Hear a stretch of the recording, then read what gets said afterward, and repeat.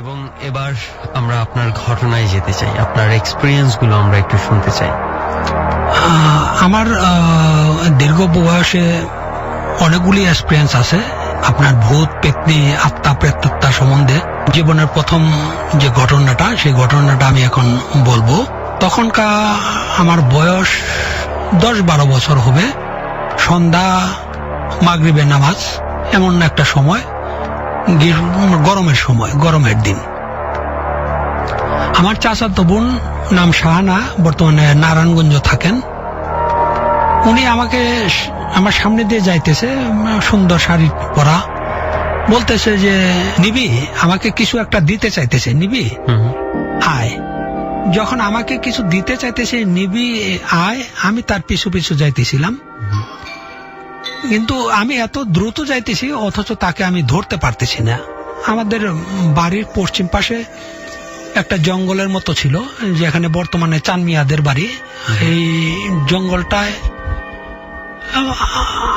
ঢুকে গেল শাহনাপা। আমি পিছনে পিছনে ঢুকলাম। ঢোকার পরে হঠাৎ শাহনাপা অদৃশ্য নাই। আমি হতবিহ্বল, আমি কেঁদে দিলাম, গলা দিয়ে সুর বের হইতেছে না। এর মধ্যে এক সাউন্ড আসতেছে, বলে নে ধর, কিছু একটা দিতেছে, বাট আমি কাউকে দেখতেছি না, শব্দ পাচ্ছি। আমি হাত পা ছোটাছুটি করতে দিয়ে এর মধ্যে আমার গলায় একটা হাত আসলো। এই হাতটা মানে স্বাভাবিক মানুষের হাত না, অস্বাভাবিক একটা হাত, খসখসা এবং লোম জাতীয়, লোমর্ষ। গলা চেপে ধরছে বলা যাবে না, আবার বলা যাবে যে গলা চেপে ধরছে। শব্দটা আমাকে বন্ধ করার জন্য আমি চিৎকার করতেছিলাম, যদিও আমার গলা থেকে স্বর বের হইতেছিল না। তখন আমার চিৎকার শুনে আমার মা আমাকে নিয়ে আসলো। মা বলছে যে আমি নিয়ে আসছি। তখন আমি মোটামুটি অচেতন ছিলাম। কিন্তু ওনারা কি অবস্থায় গিয়ে পেয়েছে আপনাকে? আমাকে মা বলেছে যে আমি হাত পা ছোড়াছুড়ি, আমি শোয়া অবস্থায়, বাট হাত পা ছোড়াছুড়ি করতেছিলাম। আমাকে নিয়ে আসার পরে আমার ইন্দ্রা ছিল, টিউবওয়েলের পার বর্তমান ইন্দ্রার কূপ, কূপের থেকে পানি উঠাইলে, কুয়া ছিল, কুয়া থেকে পানি উঠাইছে। উঠানোর পরে আমাকে গোসল টোসল করাইছে। করানোর পরে নিয়ে যায় শোয়াইছে। তখন দেখছে যে আমার গলায় একটা মানে হাত চাপের, যেটা হাতের স্পষ্ট ছাপটা আমার গলার মধ্যে আছে।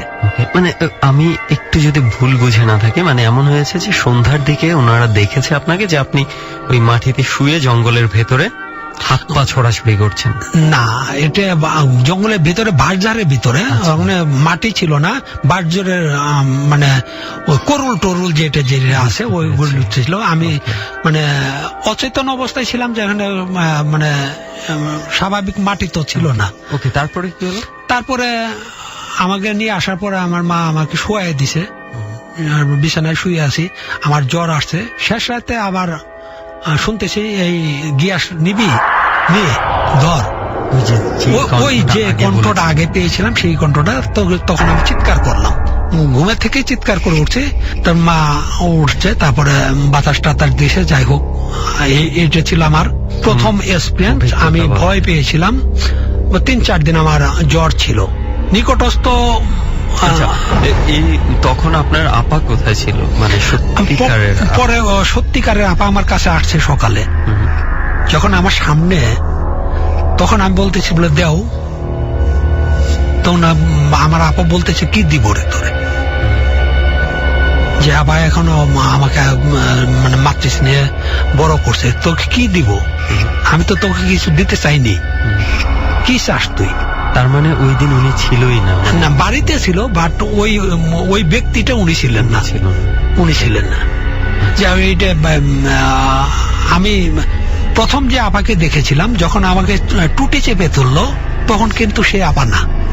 আচ্ছা আচ্ছা, বুঝতে পেরেছি। লুমর্ষ একজন ব্যক্তি, যার মানে কোনো কিছু একটা আপনার আপারই রূপ ধরে কোনো কিছু ক্ষতি করতে চেয়েছে। কোনো ক্ষতি করতে চেয়েছিল, হয়তো বা আমার জীবন নাশের একটা কারণ হয়েছিল। সো এইটা হচ্ছে আপনার ছোটবেলাতেই আপনার একটা প্রথম 10 years old যখন ছিলাম তখনই।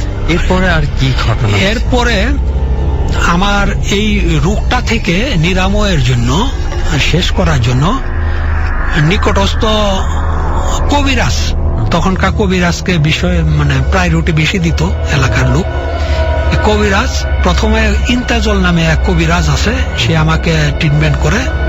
ইন্তাজল না পাই, ইন্তাজলের যে গুরু আছে তোমেস নাম, তার বাড়ি হইতেছে শেরপুর জেলার শিরিবর্দি থানার দয়ারপাড় গ্রামে, কুখরাপাড় একটা বিল আছে, বিলের উপরে। সে আমাকে ঝাড়ফুঁক দিয়ে বেশ কিছু ঠিক করার চেষ্টা করছে। আমি ঠিক হয়েছি কিনা বলতে পারবো না। পরবর্তী সময়ে এই তোমেস কবিরাজের বিষয় নিয়ে আমার মস্ত বড় একটা কাহিনী আছে। আমরা কাহিনীটা শুনি, কি হয়েছে কাহিনীটা শুনবেন। আমি এখন বলতে পারবো না যে তখন আমার বয়স কত ছিল। আমার এই প্রথম ঘটনাটা ঘটে যাওয়ার বেশ কিছুদিন পর আমার ইচ্ছা হইল যে আমি কিছু কবিরাজি শিখবো। যে কবিরাজ তোমেস কবিরাজ, সে অনেক কিছু জিন পরি ভূত পেতনি ছাড়াতে পারে। আমি কবিরাজি শিখবো, এই একটা মুহ আমাকে ভিতর কাজ করতেছিল। পরে আমি এই তোমেস কবিরাজের শরণাপন্ন হইলাম যে কাকা আমারে কিছু শিখাও। সে বলতেছিল তুই পাবি না, এলে ভালো না, শিক্ষিত মানুষ, তোর বাপ দাদা শিক্ষিত মানুষ, ওই লাইনটে যা, এলে ভালো জিনিস না। তারপর আমি আসুর বান্দা অনেকদিন থাকার পরে সে একদিন আমাকে বলল, যদি শিখতে চাস তাহলে হিন্দুদের ছোট বাচ্চাদের যেটা মাথা পুরায় দেয়, বাচ্চাদের মাথার খুলি লাগবো, তুই খুলি নিয়ে দিবার পাবি। আমি বললাম যে এটা কি করে সম্ভব, কবে মরে আর কবে পাওয়া যায়। পরে কি আপনি খুব যেহেতু আগ্রহ, সো আপনি রাজি হয়ে যান কবিরাজের সেই অফারে? না, কবিরাজের অফারে কি, আমি নিজেই কবিরাজকে বলছি বলে ঠিক আছে, আর তুমি আমাকে যদি বলো যে ওখানে পাওয়া যাবে তাহলে আমি তোমাকে এটা এনে দেবো, যেহেতু আমার শিখতে হবে। তো ঘটনার দিন আমাকে কবিরাজে বলল যে আগামীকাল, সেদিন ছিল সোমবার, আগামীকাল মঙ্গলবার, একজন লোক মারা গেছে সোমবারে, ওকে ওই পাগলাপাড়ার পশ্চিমে মরাকান্দা একটা বিরাট শ্মশান ঘাট, এই শ্মশানে আপনার দাহ করা হয়েছে। এরা নিম্নবিত্ত হিন্দু, যার জন্য এদের সম্পূর্ণ দাহ করা হয় না, এদেরকে অর্ধ পোড়া দেয়, অর্ধ দাহ করা হয়। এদের দেহটা সম্পূর্ণ মাটিতে পুঁতে দিয়ে মাথাটা শুধু আগুন দিয়ে মুন্ড পুড়ায় দেয়। পুড়ায় দেওয়ার পরে পুরাটা শরীর বশীভূত হয় না। তো ওখানে ওই মাথাটা আছে, আমাকে বলে দিল তুই সন্ধ্যার পরে গিয়ে নিয়ে আসতে পারবি, যদি পারস তোর কপাল ভালো, আমি তোরে শিক্ষা দিব। আচ্ছা, ঠিক আছে। আমি পরদিন কাউকে না বলে যথাসময়ে আমি রওনা করলাম। সেটা ছিল আপনার শীত শেষে, এখনো বৃষ্টি বাদল হয় নাই, বেশ গরমের দিন। আমি যাইতেছিলাম, যাইতে মাগরিবের নামাজের সময় আমি ওই শ্মশান ঘাটিতে যাই পৌঁছলাম, এবং সন্ধ্যার আগেই এই জায়গাটা আমি রেকি করতে পারলাম, বার করতে পারলাম যে এখানে এটা পুরা গেছে। তারপরে সন্ধ্যার মাগরিবের আজান দিল, আমি ওই কবরস্থান বলা যাবে না, যে গর্তটাতে পুঁতে রাখছিল সেই গর্তটার কাছে গেলাম, এবং লাকড়ি টাকড়ি যে পুরা খড়িগুলি ছিল পর্দপুরা, এগুলি সরাইয়ে মাথার খুলিটায় হাত দিলাম। যখন মাথার খুলিটায় হাত দিলাম, সামবডি, কেউ একজন পিছন থেকে বলতেছে ওটা ধরিস না, ওটা নিস না। আমি অনুমান করলাম যে এটা কে বলতেছে, কি বলতেছে। আমি আরেকটু স্তব্ধ হলাম এবং জানতে চেষ্টা করলাম, বুঝতে চেষ্টা করলাম এটা আসলে কি, কই থেকে আসতেছে সাউন্ডটা। দেখলাম যে একটা আমার মনে হলো যে আমার যাদব নামে একজন লোক ছিল, ওই শ্মশান ঘাটিতে তাকেও মানে দাহ করা হয়েছে। এই কোন ক্রমে এই যে বাচ্চাটার আমি খুলিটে নিতে গিয়েছি, সেই খুলিটে যাদবের নাতিনের, আচ্ছা, অর্থাৎ তার ছেলের ছেলে, এটা যে খুলিটে আমি নিতে গেছি, মাথার মুন্ডটা আমি নিতে গেছি, সেই যাদবে বলতেছে যে এইটা ধরিস নে, ওটা নিস নে। মানে উনি, আপনার কণ্ঠটা মনে হচ্ছে যে ওই লোকের। এই লোকের হতে পারে। আর আমি আমার সামনে বা সাইডে আমি অনুমান করতেছিলাম, এটা যেটা আপনার অনুভূতি যেটা কাজ করে, সেই অনুভূতিটা কাজ করতেছিল যে এটা যাদব হবে।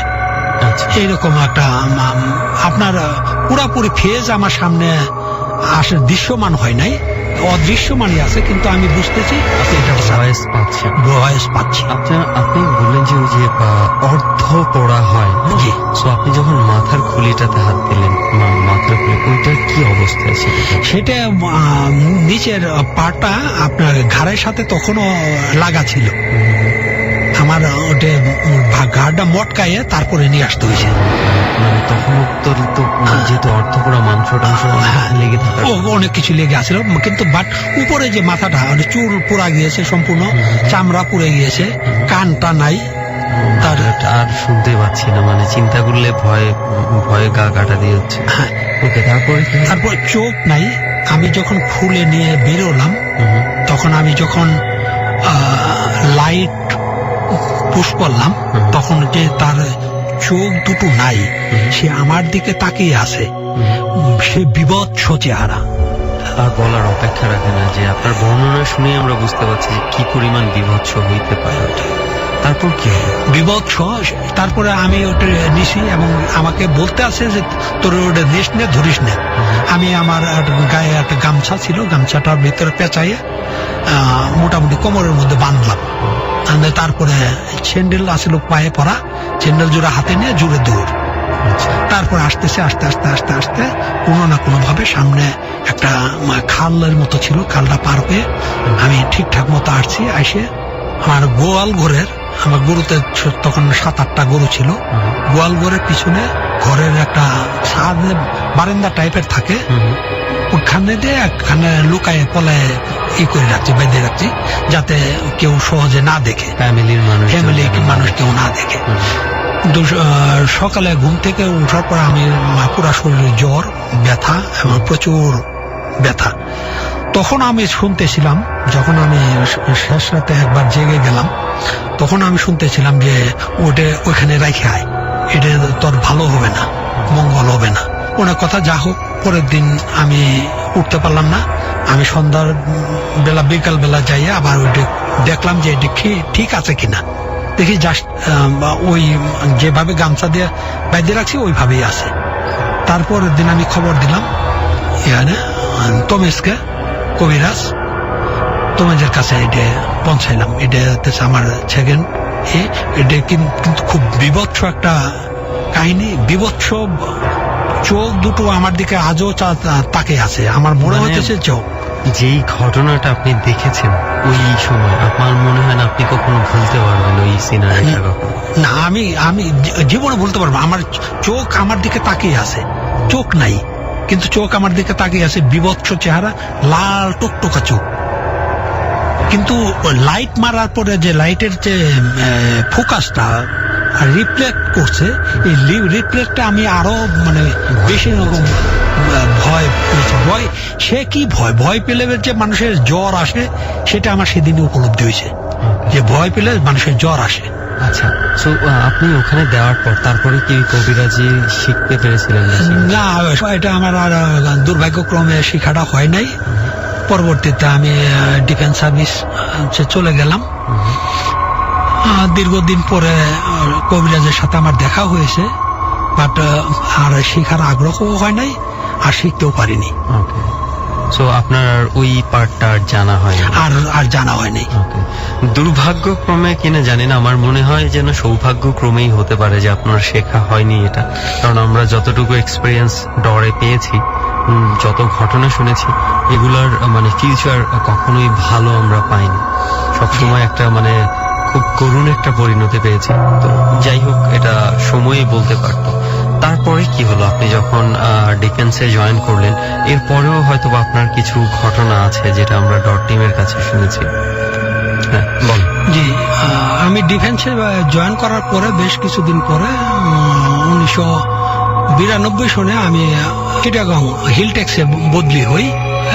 হিলটেক্সে বান্দরবনের আন্তাপাড়া একটা ক্যাম্প আছে, আন্তাপাড়া ক্যাম্পে আমি ছিলাম। আমার সিনিয়র ছিল 2 জন, তারপরে আমি ছিলাম। তখনকার আমার ধর্মবিদ্যা মানে বিভিন্ন ধর্ম সম্বন্ধে আমার পড়তে আগ্রহ হলো। আর বান্দরবনের হিলটেক্সে যথেষ্ট সময় ছিল, যার জন্য লেখাপড়ার একটা সুযোগ ছিল যে পড়তে ধর্ম সম্পর্কে আপনি অনেক জানতে ইচ্ছে হলো। আমি বিভিন্ন জায়গা থেকে বিভিন্ন ধরনের ধর্মীয় বই কালেক্ট করি আর পড়ছি। পড়তে পড়তে পড়তে পড়তে পড়তে পড়তে একটা সময় খুব ভালো লাগলো, এবং একটা সময় আমার মনে হলো যে আমি একটা গুহাবাস করব। গুহাবাস করা তো কঠিন জিনিস না, হয়তোবা আমার জন্য না, বা হয়তোবা গুহা পাওয়া যায় না বাংলাদেশে। তারপর আমার ইচ্ছে হলো যে আমি গুহাবাস করব। তখন রমজানের সময় ছিল। আমি আন্তাপাড়া ক্যাম্পের পূর্ব উত্তর কোণায় আরেকটা ছোট পাহাড়, পাহাড়ের ভিতর সুড়ঙ্গ বলা যাবে না, ওটা একটা গুহা। ওই গুহাটা আমি দিনেই নির্ধারণ করে আসছি, এবং রাতে এশার নামাজ পড়ছি, তারাবি পড়ছি, পড়ার পরে কিছু খাইছি, খাওয়ার পরে আমি ওই নিচে দিয়ে গুহায় গেলাম। আমি গুহায় গিয়ে তাহাজ্জুদ নামাজ পড়েছি এবং ইবাদত দিকে যা করার মোটামুটি কিছু করলাম। হঠাৎ একটা অস্পষ্ট শব্দ, আলহামদুলিল্লাহ এইরকম ধরনের একটা শব্দ আসলো। আমি শব্দটার দিকে চাইলাম, আমার ধ্যান ভঙ্গ হইল। শব্দটার দিকে খেয়াল করতে গিয়ে দেখি কেউ নাই। হাতের দিকে তাকায় দেখলাম যে প্রায় ফজর নামাজের সময় হয়ে আসছে। মনে করলাম যে এখন তো আমার ক্যাম্পে আবার কেউ খোঁজাখুঁজি করবে, তাই তাড়াতাড়ি 2 রাকাত নামাজ পড়ে বেরিয়ে আসতেছিলাম। যখন বেরিয়ে আসি, আমি গুহা থেকে 1 কদম সামনে গিয়েছি, এর মধ্যে দেখি 2 জন মানুষ, সাদা পোশাক, বিরাট বিরাট দেহ তাদের, লম্বা, মানে স্বাভাবিক মানুষের চেয়ে অনেক লম্বা। কত লম্বা সেটা নির্ণয় করা কঠিন, কিন্তু আমি কিছু না বলার আগেই তারাই আমাকে বলছে যে আসসালামু আলাইকুম। আমার স্পষ্ট মনে আছে যে আসসালামু আলাইকুম। এই যে 2 জন মানুষ সালাম দিল, আমি হয়তো বা সালামের উত্তর নিয়েছি, আমার যতটুকু মনে পড়ে। ওয়ালাইকুম সালাম বলতে পেরেছি কিনা ঠিকভাবে বলতে পারবো না, তবে আমার মনে হয় যে আমি পেরেছি। তারপরে বেরিয়ে চলে আসলাম। আমি পিছনে তাকানোর মতো আমার সাহস ছিল না। আমি এতদিন যতগুলি আমার ভূত পেতনির সাথে সাক্ষাৎ হয়েছে, এরা একটু ডিফারেন্স, এদের চাইতে এরা একটু ডিফার। ওদের বিরাট দেহ, মানে ঘটনা হচ্ছে এরকম, মানে যাই হোক অদ্ভুত, কিন্তু বিষয়গুলোকে আপনার ক্ষতিকর মনে হয়নি? যাদেরকে দেখেছি তাদেরকে আমার ক্ষতিকর মনে হয় না, কিন্তু আমি ভয় পেয়েছি। কোনো মানুষের পক্ষে এটা ভয় পেয়েছি। আমি ভয় না পেয়ে যদি তাদেরকে আমি ওয়ালাইকুম সালাম বা তাদের কাছে যাইতে পারতাম বা কিছু, তাহলে হয়তো ভয় পেয়ে চলে আসেন। জি, আমি ভয় পেয়েছি এবং যথেষ্ট ভয় পেয়েছি। আমি চলে আসছি। চলে আসার পরে আমি শুয়ে পড়ছি। তারপর দিন আমার কিছু জ্বর আসছিল, জ্বর থাকলো। এটা ছিল আমার একটা মানে বাস্তব জীবনের ক্ষতিকর কিছু না, এরকম কিছু মনে হয়েছে। আর যেটা আপনারা এলিয়ন বলেন, যে বিন গ্রহী, আমার মনে হয়েছে আমাদের পৃথিবীর মানুষ জিনপুরি আত্মা প্রেতাত্মার চাইতে একটু ভিন্ন এরা। আমরা সেই দিকে আমরা আসলে জানি না এলিয়েন নাকি এলিয়েন নিয়ে, কারণ অনেক ঘটনা তো প্রচলিত আছে। কারণ আমরা এলিয়েনের বিষয়টা এখন এই পর্যায়ে গেছে যে আপনি একদম যে ইগনোর করে ডিনাই করতে পারবেন তাও না। কারণ আপনি যদি এই বিষয়ে কারো ঘাটাঘাটি করার ইচ্ছে থাকে, কেউ ঘাটাঘাটি করে দেখতে পারেন। অস্ট্রেলিয়া, আমেরিকার অনেক অনেক জায়গা আছে, অনেক অনেক ঘটনা ঘটেছে যেটা অনেকেই মনে করছে যে এটা এলিয়েনদের কাজ। হ্যাঁ, তো যাই হোক, আমরা এখানে যেটা পেলাম আপনার কাছ থেকে, যে এইখানে এমন একটা ঘটনা ঘটেছে যেটা আপনি ভয়ে যদিও ওখানে আর থাকতে পারেননি, আপনি চলে এসেছেন, কিন্তু ওটা স্বাভাবিক কিছু ছিল না, এটা আপনি নিশ্চিত? নিশ্চিত। ওকে, সো এইটা ছিল আপনার বান্দরবানে থাকাকালীন একটা ঘটনা। ডর মানে ভয়, হন্টেড বাই প্রাণ মিস্টার ম্যাঙ্গো ক্যান্ডি। ওকে, গিয়াসউদ্দিন সাহেব, আপনার আর কোনো ঘটনা কি আছে আমাদের সাথে শেয়ার করতে চান এখন? জি, আমি আরেকটা ঘটনা শেয়ার করতে চাই। সেটা বিষয়টা হচ্ছে, আমি সাধারণত একটু কবরস্থানটাকে নিরাপদ মনে করি। বিভিন্ন সময় যদি ক্লান্তি আসে আমি কবরস্থানে যাই, যদি মনে কষ্ট হয় তাহলে কবরস্থানে যাই, একটু শান্তির জন্য কবরস্থানে যাই, একটু সময় কাটাই, নিরিবিলি সময়। ওখানে কোনো ঝগড়াঝাটি নাই, যানজট নাই, চতুর্দিকে নিস্তব্ধ পরিবেশ। আমি সাধারণত বেশিরভাগ সময় এশার নামাজের পরে কবরস্থানটা বেশি পছন্দ করি। গত 2014 সালের রমজান মাসে এশা নামাজ পড়েছি, তারাবি পড়েছি, পড়ে শেষ করে এই যে শেরপুর শহরের দক্ষিণে চাপাতলি এক সরকারি কবরস্থান আছে, অনেক লম্বা কবরস্থানটা, অনেক বড় কবরস্থানটা, পরিপাটি, এবং মাঝে মধ্যে বেঞ্চ দেওয়া আছে যাতে কোনো লোক এসে এখানে একটু বসতে পারে। এই কবরস্থানের উত্তর দিক দিয়ে একটা মাজার আছে, সাথে আপনার গাছ আছে, ওই গাছের নিচে দুইটা ব্রেঞ্চ আছে। নিরিবিলি সময় কাটানোর জন্য আমি যে ব্রেঞ্চে বসছি এবং ওখানে যে আমি 2 রাকাত নফল নামাজও পড়ছি। হঠাৎ একটা সাউন্ড আসলো, বাচ্চাদের সাউন্ডের মতো। আমি ঘুম আসিনি, কিন্তু আমি চোখ বুজে আসছিলাম অলসতার জন্য। চোখটাকে দেখি যে আমার পাশে দিয়ে 2টা বাচ্চা। আমি তো স্তম্ভ, শিওরে উঠছে।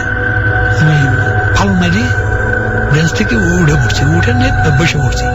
এখন বসা থেকে আর দাঁড়াইতে পারতেছি না। আমি ভয়, কি করছে বাচ্চাগুলো? বাচ্চাগুলো কোনো মানে অখারেন্স করতেছে না, কোনো কিছু নেই, ঘুরতেছে আমার চতুর্পাশে দিয়ে, কিন্তু এই ঘোরাটা স্বাভাবিক ঘোরা না। আচ্ছা, এটা মনে হয় বাচ্চারা একটু দৌড়াদৌড়ি করবে বা কিছু, এরা আমার সাইড দিয়ে মানে ঘুরতেছে।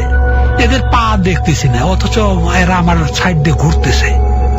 আমি দিশাহারা একেবারে। আপনার দিকে কি তাকাচ্ছিল নাকি জাস্ট আপনার চতুর্দিকে ঘুরতেছে, কিন্তু ওদের চিন্তা ভাবনা অন্যদিকে মনোযোগী, না আপনার দিকে? না, মনোযোগী আমার দিকে মনোযোগী। তার অন্য দিকে যদি মনোযোগী থাকে তাহলে আমাকে কেন্দ্র করে সে ঘুরতো না, আমাকে কেন্দ্র করে সে ঘুরতেছে, বেষ্টনী দেওয়ার মতো ঘুরতেছে। আমি যতটুকু আমার সেন্স ফিরে আসার পরে আমি যতটুকু দোয়া কালাম পড়লাম, পড়ার পরে আমি একটু গা ঝাড়া দিলাম। ঝাড়া দেওয়ার পরে আমাকে কোনো কথা বলতেছে না, আমিও কিছু বলতে পারতেছি না। আমি দোয়া কালাম পড়ার এক পর্যায়ে বললাম, এই ধরনের একটা সাউন্ড আমি দিতে পেরেছিলাম মনে হলো। তারপরে যখন আমি দাঁড়ায় বললাম, তখন আমার স্যান্ডেল জোড়া যে কোথায় আছে সেটা আমি বলতে পারবো না। উঠলাম, ওঠার পরে আমার কাছ থেকে সে বাচ্চা 2টে চলে গেল। চলে যাওয়ার পরে আমি দাঁড়িয়ে আছি, আমি দেখতেছি যে এরা কি করতেছে। আমার তো পা চলতেছে না, আমি অসাড়, পুরাপুরি অসাড়, আমি থেমে গেছি। তারপরে তাকায় দেখলাম, দেখি যে এরা আমার থেকে 100 গজ দূরে দক্ষিণ পাশে গেল। যাওয়ার পরে ওখানে একটা কবর আছে, ওই কবর ভিতরে ঢুকে গেল। আমি আর তখন তাকানোর মতো আমার সামর্থ্য ছিল না, বা ওই কবরটা দেখার মতো মানে সাহস, মনোবল আমার ছিল না। আমি আস্তে করে চলে গেলাম। চলে যাওয়ার পরে সামনে এই কবরের যে দারোয়ান থাকে মাজারের ওখান, বাচ্চাগুলো কোথায় চলে গেল? একটা কবরে ঢুকে গেল। কবরে ঢুকে গেছে? একটা কবরে ঢুকে গেল আমার চোখের সামনে। এবং আমার ওখানে ডাউট হলো যে এরা 2টে বাচ্চা একটা কবরে কেন? আচ্ছা, মানে কি ছেলে বাচ্চা ছিল না মেয়ে বাচ্চা ছিল? এবং মানে বাচ্চাগুলো দেখতে কিরকম ছিল? দেখতে স্বাভাবিক, আমাদের ন্যাচারাল বাচ্চা থাকে এরকমই ছিল, বাট আমি তাদের পা দেখিনি। আচ্ছা আচ্ছা, এখানে একটা দারোয়ানের সাথে আমি যখন চাইতেছিলাম তখন দারোয়ান টের পাইছিল যে এখানে কিছু একটা ঘটছে। গেট খুলে রাখছে, আমি বেরিয়ে গেলাম। তো উনি বললো, এত রাইতে এখানে কেন? দারোয়ান এতটুকুই বলছে যে এত রাইতে এখানে কেন? দারোয়ান আমাকে চিনে, পাশে আমার বাসা, এত রাইতে কেন? এই কথাটুকু বলছে। আমি চলে গেছি, যাই শুয়ে ঘুমাই গেছি। আমার একটু সকালে জ্বর টর আসে। আমি ফ্রেশ হয়ে দুপুরে জোহরের নামাজ পড়ি আমি আবার কবরস্থানে আসছি। আসি আমি দেখলাম যে ওই কবরস্থানটা কি, ওই কবরস্থানটা যে এপ্রিপিয়েট কবরস্থান ওই রকমই আছে। এখানে কবর ভাঙ্গা অস্বাভাবিক বা কোনো কিছু নেই। গর্ত কোনো অস্বাভাবিকতা কিচ্ছু নেই। কিন্তু এই কবরটা মানে কিসের, কার কবর ছিল এটা কি জানতে পেরেছেন? হ্যাঁ, এখানে আমি আর কিছুই জানতে পারিনি যে এটা কাদের কবর বা কিছু। কবরের মধ্যে একটা নেম প্লেট থাকে, কিন্তু ওই কবরটায় কোনো নেম প্লেট ছিল না। আশেপাশে আশেপাশে নেম প্লেট ছিল, বাট ওটাতে ওই কবরটায় নেম প্লেট ছিল না। আর এখানে অস্বাভাবিকের মধ্যে এইটুকুই পেয়েছি যে এদেরকে আমি সাধারণত পা দুটো আমি দেখিনি। না, অস্বাভাবিক যদি বলি যে আমি মনে করি যে আমার পয়েন্ট অফ ভিউ থেকে, আমি জানি না অন্যরা কি ভাববে, আমার কাছে বেশ কয়েকটা জিনিস অস্বাভাবিক লেগেছে। প্রথম অস্বাভাবিকতা হচ্ছে যে বাচ্চারা এই সময়ে, সাধারণত বাচ্চারা কবরস্থানে একা কখনো যায় না, এবং এই সময়ে দুটো বাচ্চা একা একা কখনোই যাবে না।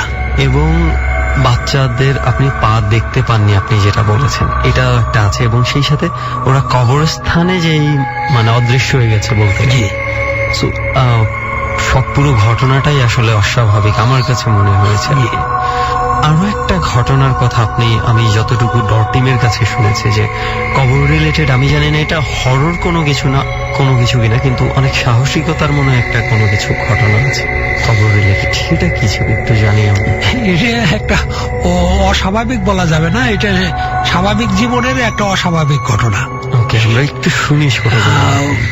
আমি রিটায়ার্ড করার পরে আমার গ্রামেরই আমার একজন প্রতিপক্ষ ছিল, উনি এখনো আছেন, হয়তোবা ডর উনিও শুনবেন। এই প্রতিপক্ষ আমার বিরুদ্ধে একটা অহেতুক মামলা করেছিল।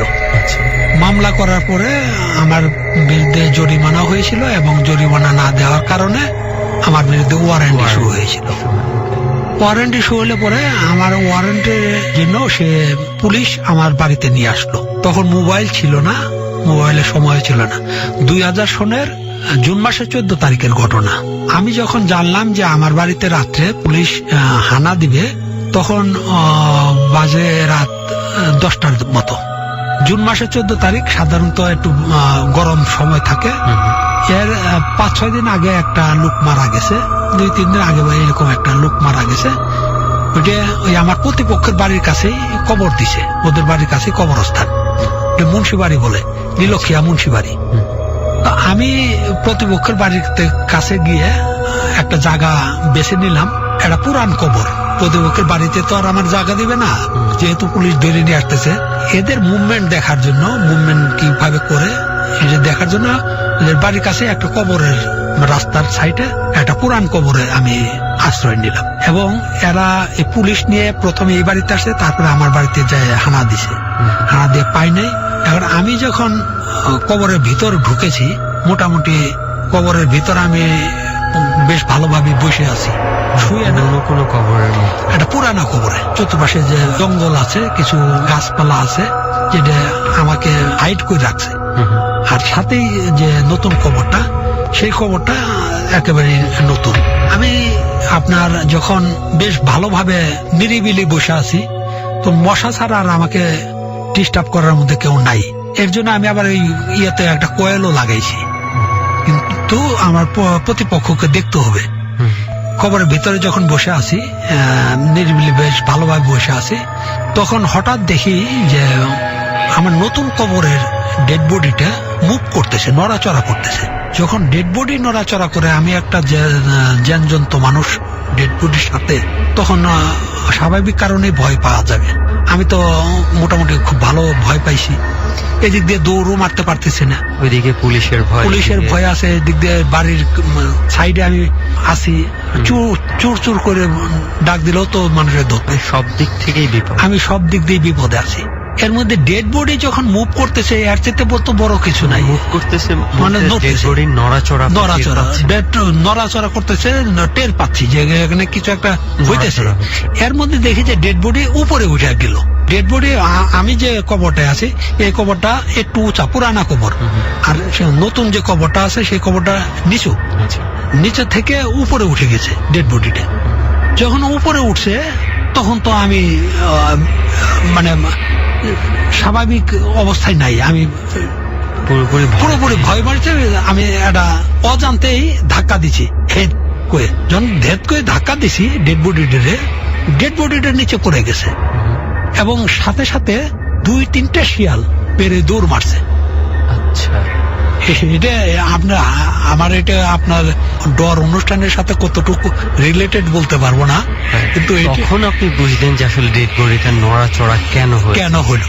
আচ্ছা, এটা স্বাভাবিক ডেড বডি, এই জন্য এইটা নড়াচড়ার কারণটা ছিল শিয়ালগুলো তখন ঘুরে ঘুরে ওই ডেড বডিটা টেনে তুলছিল বা খাচ্ছিল। সেই জন্য আপনার মনে হয়েছিল যে ডেড বডিটা আসলে ওই যেই মুভমেন্ট হচ্ছিল এটা শিয়ালগুলো করাচ্ছিল। ওকে, আসলে এই ঘটনাটা আমাদের এখানে সবার সাথে শেয়ার করার উদ্দেশ্য হলো এই জিনিসটাই, যে বলি না যে আমরা কখনো কোনো জিনিস যদি লজিক দিয়ে যদি আমরা ভাঙতে পারি, আমরা কিন্তু তখন আর ওই প্যারানর্মাল জিনিসগুলো এটার সাথে মিলিয়ে ফেললে হবে না।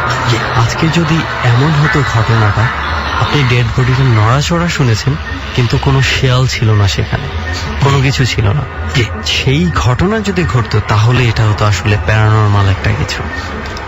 এখন এটা যেহেতু লজিক্যাল, যেহেতু শিয়ালটা দেখা গেছে এবং শিয়ালগুলোই ঘটিয়েছে, সো আমরা নিশ্চিন্তেই বলতে পারি যে এটা আসলে কোনো প্যারানর্মাল কোনো ধরনের কিছু ছিল না, এটার পিছনে যথেষ্ট লজিক্যাল কিছু কারণ ছিল।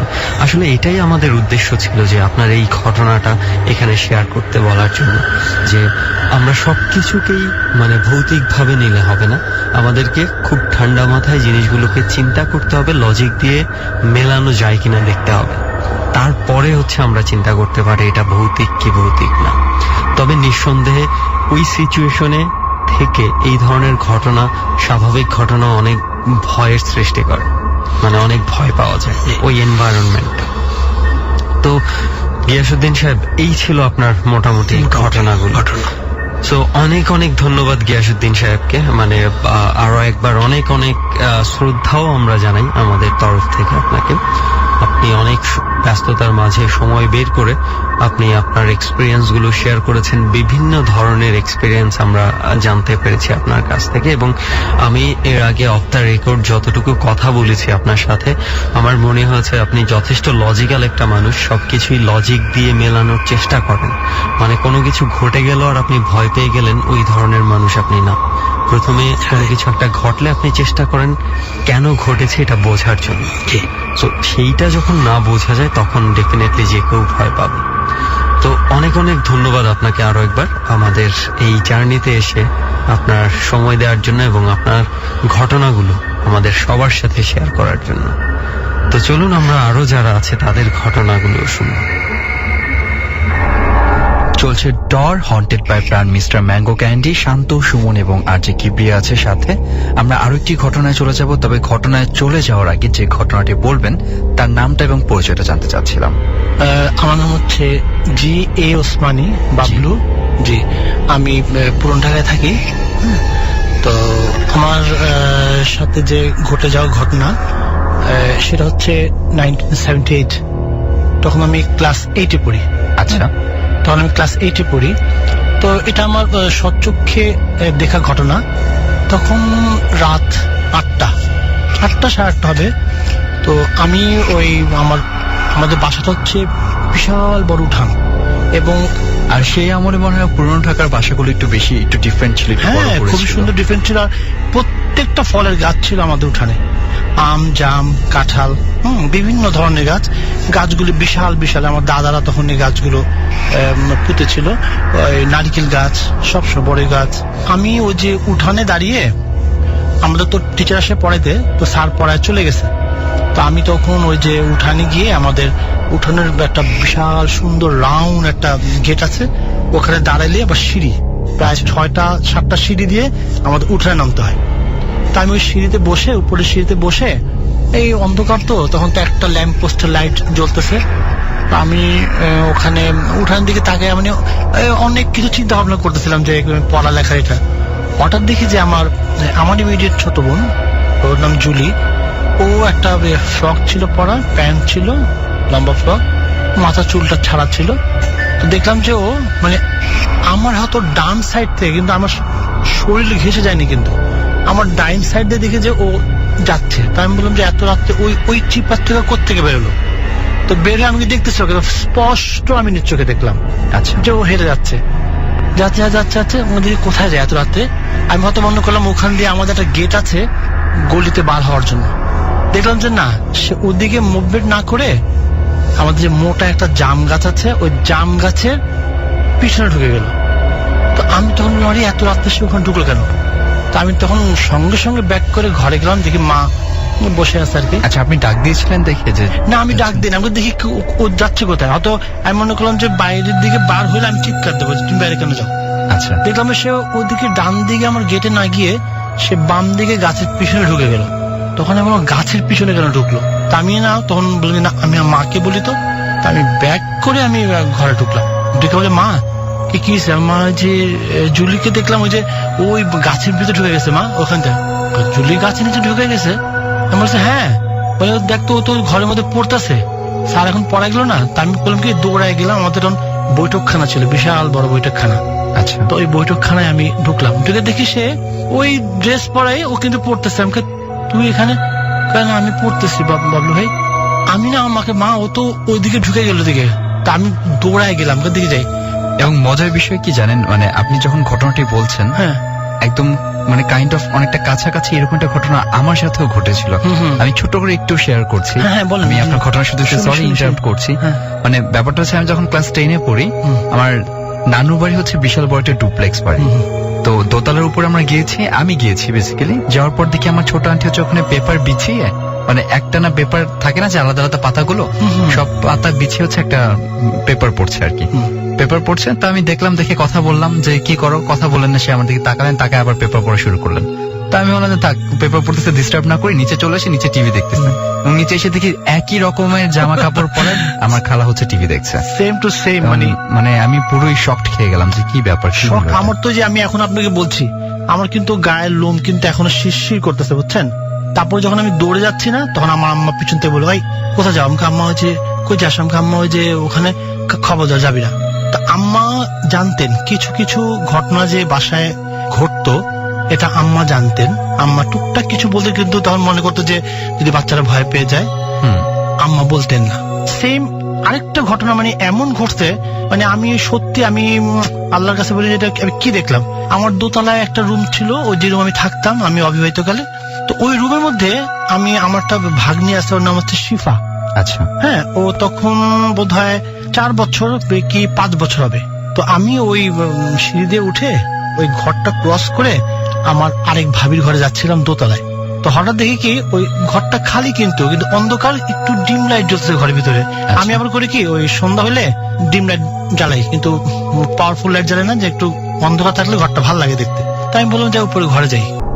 যাওয়ার পর আমি ঘরটা মানে ঘরের পাশ দিয়ে গেটটা খোলা ছিল, আমি আসছিলাম। হঠাৎ দেখি কি ওই শিফা দরজার সামনে থেকে মানে আমাকে দেখেই ঘুরে গেল। সুন্দর ছোট বফ চুল, খুব সুন্দর সিল্কি চুল ছিল, ছোট্ট একটা হাত কাটা ফ্রক ছিল, ওট ফ্রকই। ও না মানে আমাকে বুঝালো যে সে আমাকে দেখেই ঘুরে গেল। ঘুরে করলো কি, সে খালি পা ধুক ধুক ধুক করে দৌড়া আমার ওই ভিতরে পালং সাইডে চলে গেল। আচ্ছা, তা আমি বললাম কি, যে একা ঘরে ও কি করে এই ঘরটার মধ্যে? তো আমি অন্ধকার ঘর, সেও গেল, ওকে দিলাম, দেখে কোথায় গেলাম, গাই শিফা শিফা, দেখি না কোনো আওয়াজ করে না। তা আমি বললাম কি, না আমার কেন গাটা ছমছম করতেছে। আমি গাড়ি কোথায় গেল, না ঢুকবো না। আমি আবার বের হয়ে না আবার আমার ভাবির ঘরে গেলাম, যে আমার দিকে আমার বোন বসে আছে ওখানে, শিফা আম্মা। তারপরে এনিয়াপা শিফা কোথায়? দেখেন আমার ঘরে ঢুকছে ওখানে, আমার তো অন্ধকার ঘরে, আমি যাইনি, আমার কেমন লাগলো। কত শিফা ওই যে বিয়েতে ওই উপরে ওই যে আমার যে আরেক ভাতিজা আছে, তখন ছোট ছোটরা, আচ্ছা, ওদের সাথে খেলা করতেছে। তখন আপনি দেখেন যে আমি বিশ্বাস করেন মানে আমি মানে আল্লাহর কাছে, আল্লাহ কি দেখলাম এটা, বল কি আমি দেখেন, ও তো শিফা তো আমার ঘরে ঢুকলো, ও তো খেলতেছে। আমি শিফার দিকে তাকায় রয়েছে, দেখি ওই ফ্রকটাই ওই রকমের চুল। আমি আর ভয় আর ওই ঘরের দিকে আমি আর যাই না। আজকে আমি আমার বুয়াকে বললাম যে তুমি যা আমার লাইটটা অন করো ঘরের। আচ্ছা, আর কি কোনো ঘটনা ঘটেছে আপনার বাসা রিলেটেড? মানে দেখা যাচ্ছে যে দুইটা ঘটনা কিন্তু একই বাসাতে হয়েছে। হ্যাঁ, না ঘটনা অনেকগুলোই ঘটেছে। যেমন আমরা যখন বাসাটা আমাদের একতলা ছিল, আমার থাকা অবস্থায় বাসাটা দোতলায় 3 তলায় পরিণত হয়েছিল, তো তখন 1 তলা ছিল। আমি বড় হওয়ার পরে এই ঘটনাটা, আমি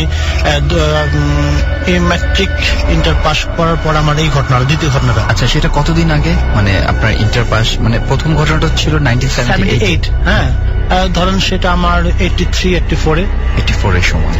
ওই সময় ওরও আগে, যেমন 78 এর দিকে যখন আমাদের বাসাটা 1 তলা ছিল, তখন ওই যে প্রায় ছাদের উপর ওই কেউ মনে ব্রিং খেলতেছে, দৌড়াচ্ছে, ধূপ ধাপ, ওই আব্বা আম্মা হাসতো, বাড়ি ওগুলো খেয়াল করিস না।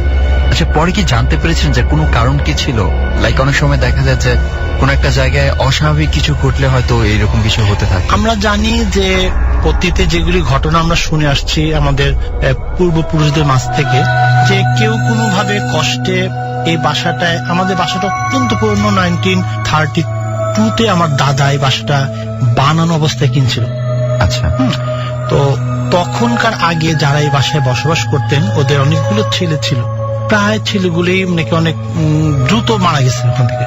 আচ্ছা, তো এখন আমরা যে ঘটনাগুলো, আমরা যেতেগুলি কাউকে বলি না, যেটা নিজের কাছে। হ্যাঁ, তো তারপর আমরা যখন জানতে পারলাম যে এরকম একটা ঘটনা পূর্বে ঘটছিল আর কি, এই বাসায় যারা তারা বেশি দিন টিকতে পারেনি।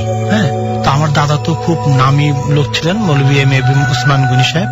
উনি তো তখন খুব দাদা কোরআন শরীফ এগুলি ছাদেতেই, এগুলো উনি ঘুরে ঘুরে পড়তেন, বিভিন্ন কোনায় কোনায় বসে কোরআন শরীফ ফুক দিতেন। তো উনি এগুলি বাসাটার মধ্যে আরো অনেক কিছু করছে, প্যারেক ট্যারেক ফুটো দিয়ে চারিদিকে দিয়ে বাসাটাকে বলে যে বাসা বন্ধ করতে হয়। তো দাদা ওগুলি করাতে আমাদের তখন থেকে বাসাটার প্রতি একটু ইয়েটা কম ছিল। কিন্তু আমরা অনেক কিছু এর মধ্যে, অনেকে, আমার আম্মা, আমাদের যে দাইমা ছিল, তারপরে আমি, আমার অন্য ভাই বোনরা, ওরা অনেক কিছু জিনিস উলট পালট দেখছে আর কি বাসাটার মধ্যে। হ্যাঁ, তো আর আমি তো একদম সচক্ষে যে 2টা ঘটনা বললাম আপনাকে, এটা আমার চোখকে আমি বিশ্বাস করতে পারছি না কি দেখলাম। তাহলে তারপর কি আর কোনো কিছু দেখেছিলেন? না, তারপর আর কোনো কিছু দেখিনি আমি আর, কারণ যেহেতু তখন আমরা করতে করলাম কি, বাসার সবাই তো আমরা নামাজ পড়ি, প্রত্যেকে আমরা নামাজ পড়ি এবং বিভিন্ন ধর্মীয় উৎসবগুলো আমরা ওখানে পালন করি খুব সুন্দরভাবে। সম্ভবত আমাদেরকে একজন বলছে তোমরা একটু ভালো করে নামাজ কালমা এগুলি সব, আমরা তো শুরু থেকে আমাদের বংশে আমরা সবাই ধার্মিক ভালো ইয়ে করি। তো আমার মনে হয় সম্ভবত আল্লাহ রাব্বুল আলামিনের উসিলায় আমরা যেগুলো পালন করে আসছি বা করি, অত সেগুলোর কারণে হয়তো এই প্রভাবগুলো আস্তে আস্তে হয়তো বা চলে গেছে। কিন্তু এখন আমরা 3 বছর বাসাটা ভেঙে ফেলে আসার পর এখন পর্যন্ত আর কোনো ধরনের কোনো কিছু। আচ্ছা, বাসাটা ভেঙে ফেলেছেন এখন? হ্যাঁ, বাসাটা পুরো ভেঙে ফেলা হয়েছে। এটা রিজন কি ছিল? নতুন করে বাসা করছেন নাকি? হ্যাঁ, ওখানে নতুন করে বাসা করছে। আমরা না, শুধু আমার কাজিনরা আছে, আমাদের একই বাসা, কিন্তু আমাদের কাজিনদের একই বাসা। টোটাল আমাদের বাসার এরিয়াটা হচ্ছে 16 বা 17 কাঠার উপর। আচ্ছা, আরেকটা যে বিষয় বলছিলেন যে আপনার দাদা যখন কিনেছিলেন তার আগে যে ফ্যামিলিটা ছিল, ওই ফ্যামিলি কিছু ছেলে মারা গেছে, ওরা হিন্দু ছিল। আচ্ছা, হিন্দু ছিল ওরা, ওই হিন্দুদের প্রপার্টি আমার দাদা কিনেছিল। তো আমরা তখন আব্বাদের মুখে শুনেছিলাম, মাদের মুখে শুনেছিলাম যে যারা এখানে বসবাস করছে তারা ঠিক মতো বসবাস করতে পারেনি। এটা শুনলে খুব খারাপ লাগে আর কি। এখন পরে আপনার ছাদে যে শব্দগুলো পেতেন, মানে ওইটার সাথে কি এটার কোনো সম্পর্ক আছে? যেহেতু ওই ছেলে, আমরা মনে করি যেহেতু আজকালকার সময় যেগুলি ঘটছে আর কি, তো আমাদের ওইখান থেকে এগুলো আসে, যে হয়তো অনেকের আত্মা বা অনেকে যারা এখান থেকে চলে গেছে, হ্যাঁ, অথবা তারা হয়তো বা তাদের আত্মাটা বা এটা ওরা চারপাশে ঘুরঘুর করে থাকে। এইটাই একটা আমাদের ভিতরটা ধারণা জমেছে। আচ্ছা, ঠিক আছে, অনেক ধন্যবাদ আপনাকে আমাদের ডরের সাথে আপনার এই অভিজ্ঞতার কথা শেয়ার করার জন্য। আপনাকে অনেক ধন্যবাদ, খুব ভালো লাগলো আপনার সাথে, আপনার টস শুনে খুব ভালো লাগলো। ধন্যবাদ এবিসিকে। চলছে প্রাণ মিস্টার ম্যাঙ্গো ক্যান্ডি প্রেজেন্স ডর, সাথে আছি শান্ত, সুমন এবং আর যে কিবি। আরো একটি ঘটনায় চলে যাচ্ছি আমরা, তবে ঘটনায় চলে যাওয়ার আগে আপনার পরিচয়টি একটু শুনতে চাচ্ছিলাম। আমি সাব্বির আহমদ ওসমানী, আমি একজন স্টুডেন্ট, ইন্টার ফার্স্ট ইয়ারে পড়ছি এবং পুরনো ঢাকা থেকে এসেছি। ঠিক আছে, আমরা সরাসরি আপনার ঘটনায় চলে যাই। কি ঘটেছিল? আপনি সম্ভবত আপনার ফুপির সাথে ঘটে যাওয়া ঘটনাটি বলতে চাচ্ছেন। হ্যাঁ, আসলে আমাদের বাসা যেটা পুরনো ঢাকা, এবং আমাদের বাসার মধ্যে আমাদের যে চাচ্চুরা ছিল, ফুপিরা ছিল, আমরা একসাথে থাকতাম আর কি। আমার ফুপি দোতলায় থাকতো। তো হয়েছে কি, 2012 সালে আমার বড় ফুপু মারা যাওয়ার 12 দিন পরে আসলে ঘটনাটা ঘটনাটা আসলে পরপর হচ্ছিল বা একটা জিনিসটার পুনরাবৃত্তি হচ্ছিল। মানে কিন্তু ঘটনার শুরুটা হচ্ছে আপনার ফুপি মারা যাওয়ার 12 দিন পর। 12 দিন পর থেকেই হচ্ছিল জিনিসটা। তো ঘটনার প্রথম ঘটনা যেরকম ছিল, আমার ফুপ্পু একদিন রাতে ঘুমাচ্ছিল। আচ্ছা, এটা কি অন্য ফুপু? মানে এক ফুপু মারা যাওয়ার পর আপনার মোট কয়জন ফুপি? আমরা 4 জন ফুপি, এবং তার মধ্যে 2 জন ফুপি মারা গেছে এবং 2 জন আর ফুপি বাকি 2 জন আছে। জীবিত আছেন। তো আমার সবচেয়ে ছোট ফুপি যিনি জুলি, উনি ঘুমাচ্ছিলেন তার দোতলা রুমে। দোতলা রুমটা ছিল একটু বর্ণনা দিই, এবং দোতলার মধ্যে একটি বড় বারান্দার মতো ছিল। বারান্দার পাশে তার একটি কলাপসিবল গেট ছিল এবং তার ভিতরে তার রুমটি ছিল। তো তিনি ঘুমাচ্ছিলেন, তো হঠাৎ করে তার ঘুম ভেঙে যায়, এবং ঘুম ভাঙার কারণটা ছিল যে তিনি ফুটবল খেলার শব্দ পাচ্ছিলেন, এবং আমি এবং আমার আরেক ভাই রয়েছে ইফরান, আমার চাচাতো ভাই। তারা দুজন আমরা প্রায় বিকাল বেলায় ফুটবল ক্রিকেট খেলতাম বারান্দায়। তো তাদের গলার শব্দ এবং ফুটবল খেলার শব্দ এবং পায়ের ধূপধাপ যে আওয়াজটা, মানে খেলাধুলা করে যে শব্দটা, হ্যাঁ, সেটা অনুভব করছিলেন, উপলব্ধি করছিলেন। তো উনি এক বিরক্তি বোধ করেন যে এত রাতে ঘুমানোর সময় কেন তারা খেলাধুলা করছে, এবং তিনি এক পর্যায়ে একটু চিৎকার করে ওঠেন এবং বললেন যে এই তোমরা কেন এত রাতে খেলাধুলা করছো, তোমাদের আব্বু আম্মুকে কিন্তু আমি বিচার দিব। সাথে সাথে এই কথাটা বলার পরে কিন্তু আওয়াজটা বন্ধ হয়েছে। ঠিক তার কিছুক্ষণ পর ফুপু অনুভব করলো যে আসলে আমি যেটা বললাম, কিন্তু তাদের তো এখানে আসার কথাই না, কারণ তখন বাজে রাত 2:10 বাজে, এবং এত রাতে আমরা তখন অনেক ছোট ছিলাম, 2012 ফুটবল খেলার কথা না।